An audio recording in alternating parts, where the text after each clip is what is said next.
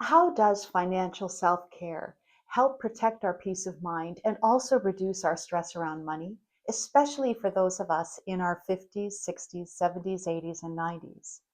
Well, that's what we're going to be discussing together in today's video.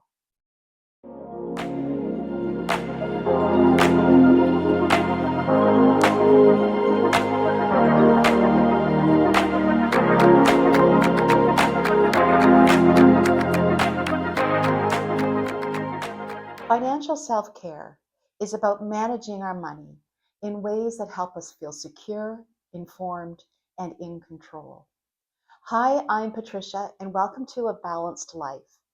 This video series and our YouTube channel is for those of us in our 50s, 60s, 70s, 80s, and 90s who are stepping or maybe are already well placed in this next chapter of our lives, but feel that it is one of possibility and potential. We're hoping to thrive, not just survive. And that includes taking care of our physical health for sure, but also our mental health and our emotional health. And there are lots of different ways that we can bring in support tools and guideposts and look for guidance along the way. But the one thing that I know for sure is that when we reach this age, we don't want to feel that we've had the best times yet of our lives. We want to feel that the future has something of promise for us, that there's going to be excitement and vitality in this next stage of our lives. But there are things that can take away from that. A lot of things we don't have control over. But the things that we can control, where we have choice, are we making the best choices for today that are also going to help us build and maintain and live the life that we want 10, 20, 30 years down the road? Wherever you are in your journey, the beautiful thing about self-care is that it meets us where we are. We just start where we are. It's very individual. We're not in competition with anybody else. It's only about ourselves. We think about our value system, what we want in our lives, what we want our life to look like.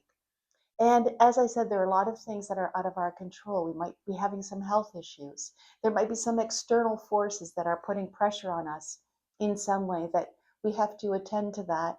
And, we are going to, at that point, also hopefully make the best choice we can for ourselves and those who are important to us.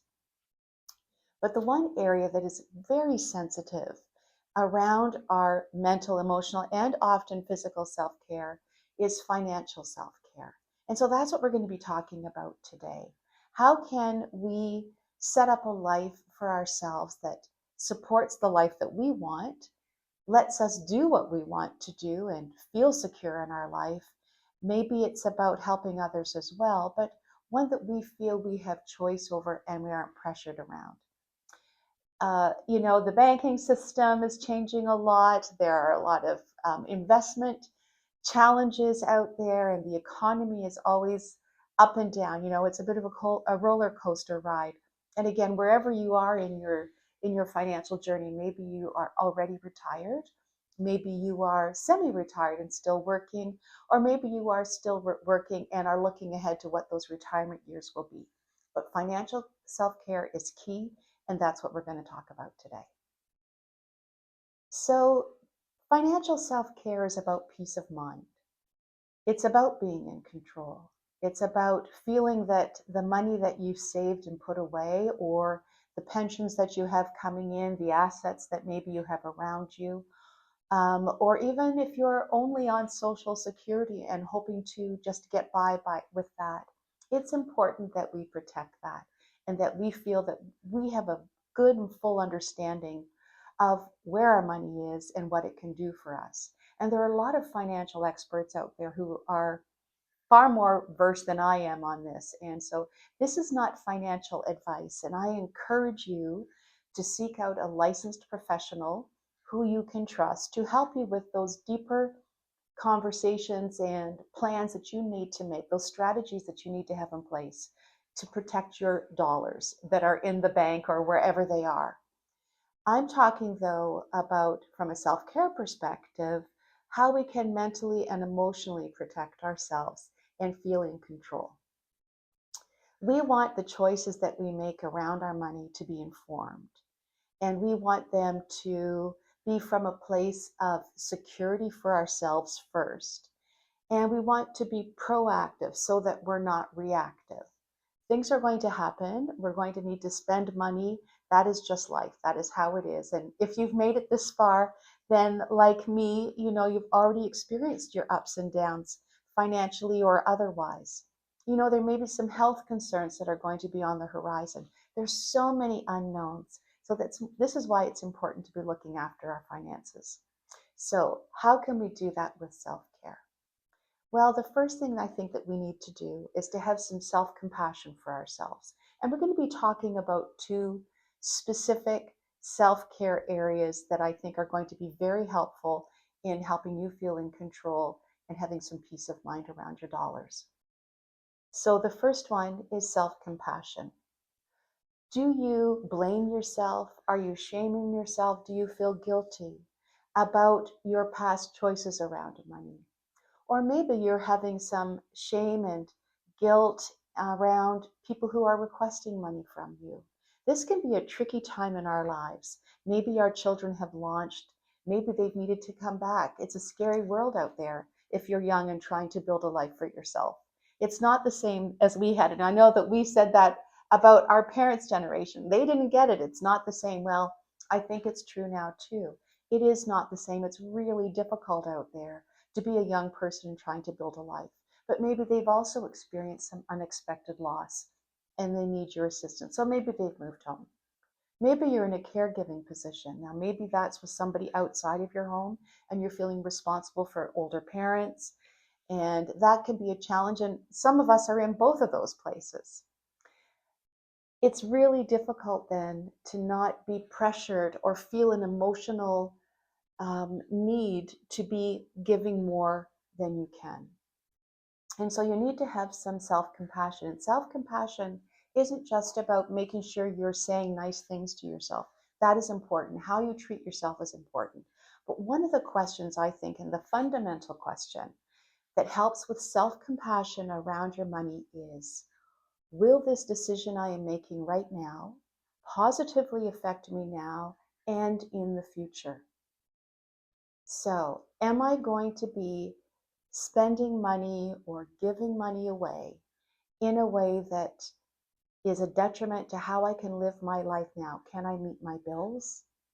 Is it going to put me into undue hardship? Or even down the road, maybe it's okay now, but in 10 years or 20 years, the loss of that money today has an incrementally increasing loss over time. And so is it going to jeopardize my healthy financial future as I'm aging? Because the older we get, the less opportunity we're having to make money. Now, it's true that our investments can make money for us. And again, we're not going to get into that. There are others who are far more skilled and have an expertise in that area. But I think what I'm talking about is, does $500 today, giving it away, what does that $500 look like today in the $10 years down the road dollars, or 20 or 25 years? And can you really afford that? And maybe the answer is no, but it's still something you want to do. And that's fine. Again, the self-compassion part is you shouldn't be judging or blaming yourself for wanting to do that. But it's an important question to ask, because if it's going to present some hardship in your life, then you owe it to yourself to be clear about that and understand that, and then make a better informed choice. The second one is the second self-care guidepost, I guess, that I'd like you to think about is your boundaries. It's really challenging to set up boundaries around money with the people that we love, especially those that are in need. And now, maybe you have gotten into a bit of the habit as the parent, potentially, I'm going to use parenting as an example, that you are the ATM. You're the constantly, maybe you're still paying for your adult children's phone bills. Maybe they're on your insurance far longer than they need to be. Maybe you're helping with their rent each month. And again, that's a decision that you are welcome to make, of course. But at what point are you making that decision that is going to be detrimental to you. Now, we talked a little bit about that with self-compassion, but that's where boundaries come into play. And only you know what your boundaries are. You know, though, that the more you give, the less you have for yourself, unless you're able to replenish that. Now, boundaries aren't about keeping people out, and boundaries aren't about controlling anybody else. They're very specific to you and your individual needs, your value system, what's important to you, and how you want to live your life. So maybe being able to help your children gives you great joy. I'm sure it does. Or helping out your friend or your neighbor who's in dire financial straits. And I want you to think about, too, the idea of giving a loan. Loans typically don't work between family. You're giving a gift. Give them a gift if that's what you want to do. Because the idea of a loan, which would need to be on some kind of a document that you've both parties have agreed to, you are now putting an emotional tension around dollars within your relationship. Now, I've read many examples of parents who are able to support their young children, younger adult children, with down payment for a home or an interest-free mortgage. And I think that's great because that's been worked out with some kind of payment system, or they have the means to do that. But not all of us are in that position, yet we still want to support our families. So I've been using the example of adult children, but really it could be anybody who you feel close to who's vulnerable and could use some assistance. So I just think it's important to remember about your boundaries. So your boundaries are, what are you bringing in as opposed to taking out? If you give so much and that you have depleted your own resources, then you are going to have less for yourself. And you can't be, at this stage in our lives, we really can't be giving more than we're able to. This comes into play as well with nonprofits, community organizations, religious organizations, foundations. Now, if you're a giving person, then you already may be aligned with a charity or a cause that speaks to you and that's important to you. And that's a beautiful and meaningful thing, and that can give us all a sense of purpose. Sometimes, however, we can feel pressured from those organizations to maybe give more than we are able to. So the whole conversation around boundaries isn't about saying no. Maybe you do have to say no, and you just have to practice that no so that when that situation arises, you are able to just clearly say no. But boundaries can also just be not yet. They could be yes, however, it needs to be this amount. Or it could be I have an opportunity to provide a one time and be clear that that is it. We can feel great pressure emotionally to give to causes that speak to our heart.